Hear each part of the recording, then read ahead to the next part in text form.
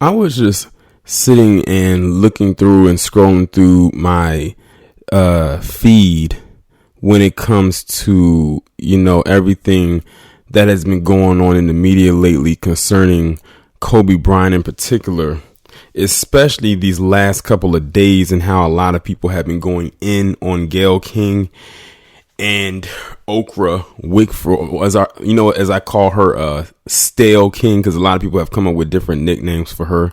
All of them have been hilarious and very creative, might I add.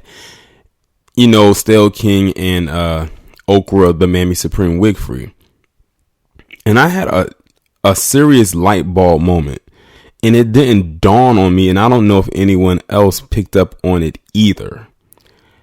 You know how a lot of times you'll hear a lot of people talk about being on code, and how for some reason black people just can't quite grasp not only getting on code, but knowing what a code is.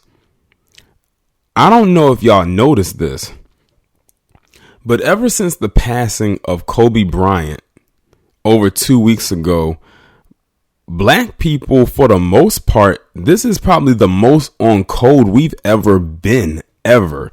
Now, you're probably wondering how, what are you talking about? What do you mean? Think about it.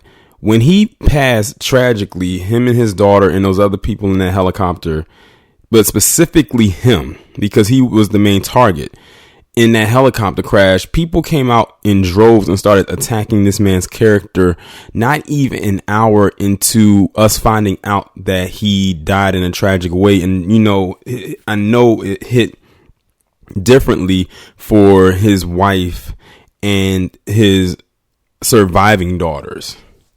And you had people coming out and bringing up something that happened in 2003, allegedly, that didn't have any legs to it because it didn't go anywhere. And immediately you had people clap back harder than ever. You had that chick, Allison Morris, say the N-word when referring to the Los Angeles Lakers.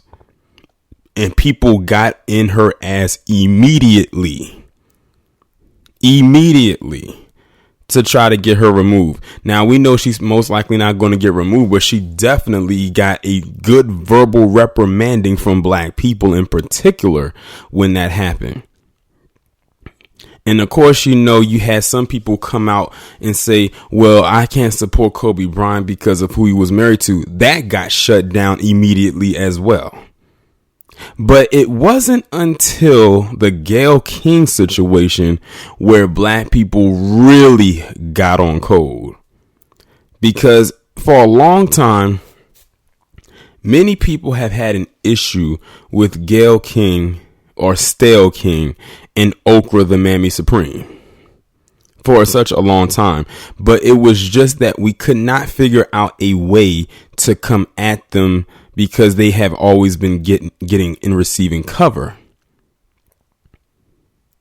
So you had Okra the Mammy Supreme, and she has always had her anti-black man bashing moments throughout the years of her tenure while she was on television on her show for 25 plus years up until its cancellation in the mid 2000s. And then she did or had a part in that hit piece Leaving Neverland for a man that opened up his home to her, and something he would never do press wise for anybody else. And that actually gave her a leg up. A black man gave her a boost in ratings for her show. And that's how she repays him. And then, Stale King in that very debaucherous so-called interview she did with R. Kelly last year. That was a crock of shit. And now fast forward to the interview she did recently with Lisa Leslie. And that was the straw that broke the camel's back when she did what she did. This was the first time I think I've ever seen black people as a collective. It might have been sprinkles of other people in there, but we're really focusing on black people right now. That literally, no matter how or whatever background you may come from, no matter whatever your political leanings may be, actually came together as a collective and said, Gayle King, you were dead wrong for that. We finally put her in her place. It still might take a little bit of work with the Mammy Supreme because she has more cover to her than Gayle King. But I think we put a dent on her, or we have her in our crosshairs. I'm not even going to say that on here. I'm not going to say it. The fact that this woman, after she did what she did and came out and did this little personal essay on a video, which she says she's never done before, and that's probably the only time I believe her is when she says she's never done something like that before, because I haven't seen her do anything like that before. And say what she said, even though what she said in there was a bunch of lies, lets you know we have her right where we want her. She even went so far to throw the company under the bus that she works for. Then you had the Mammy Supreme come out and try to do those fake crocodile tears to try to soften the blow, and then throw out that she's receiving these threats and all types of things, which I think is being extremely embellished to try to make us feel bad for her when no one feel bad for her. I've seen so many people make YouTube videos. It's a lot of people speaking about this. People all over social media, no matter if it's Facebook, Instagram, Twitter, especially. I can't go a day without seeing something about Gayle King up there since that interview. I remember she was trending #1 in the world from that interview. The world, not just in the establishment known as the United States, not just in the continent known as North America, but in the world, as in she was trending in all 7 continents.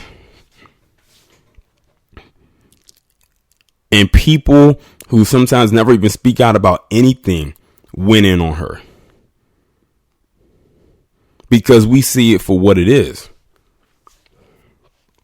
And we're tired. We're completely tired.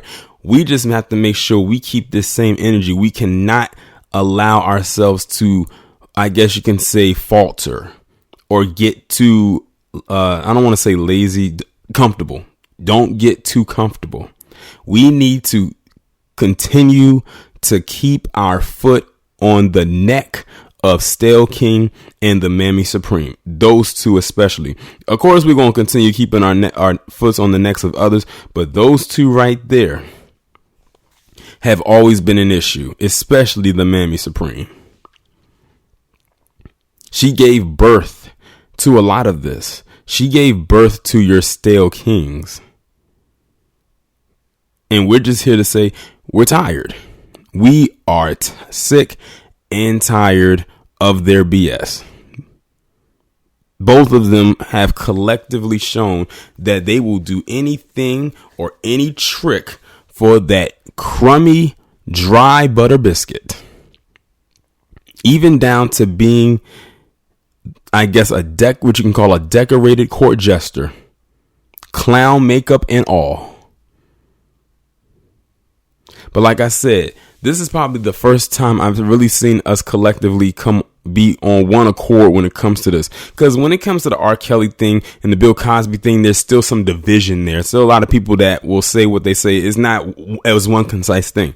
But with the Kobe Bryant situation, a lot of people put or set aside maybe any kind of personal things they've had against him, such as the whole mating choice, or, did he or didn't he do it, with that chick in Colorado.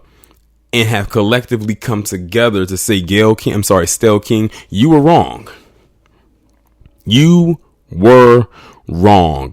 No matter how much you try to spin this, no matter how much you try to flip this, no matter who you throw under the bus, the fact that she threw her own company, the company that she works for, under the bus, says a lot about her character, despite how you may feel about the company that is known as CBS. She threw the company that signs her checks under the bus. What does that tell you? That's someone you don't trust. But I'm glad that as a collective, we are calling her out, whether it's the voices of the new black media or even, even those in Black Hollywood who we sometimes have an issue with are calling her out on this. Because we're tired of it and we see it for what it is. We know this is nothing more than a witch hunt, and you're going on a witch hunt on a man that has been deceased and hasn't even been put in the ground yet. They haven't even had his memorial yet.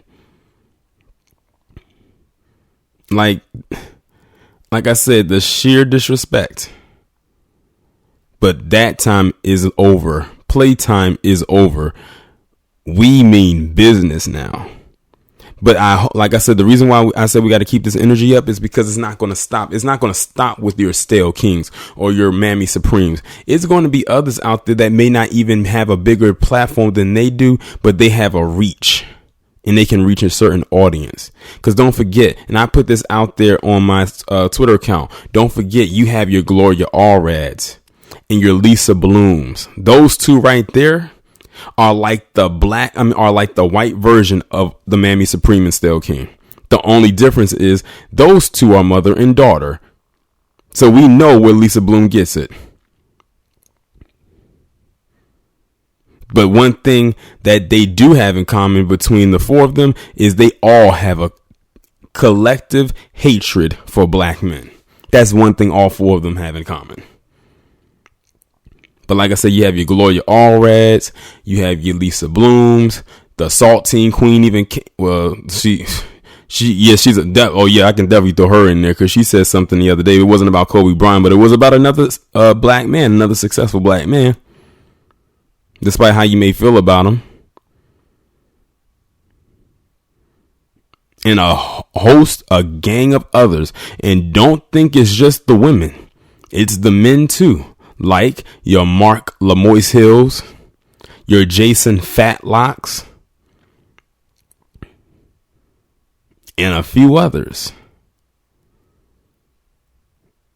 I don't know if they're doing it for views or if they're doing it for likes. But like I've always said, as black men, we have to be the gatekeepers of our image.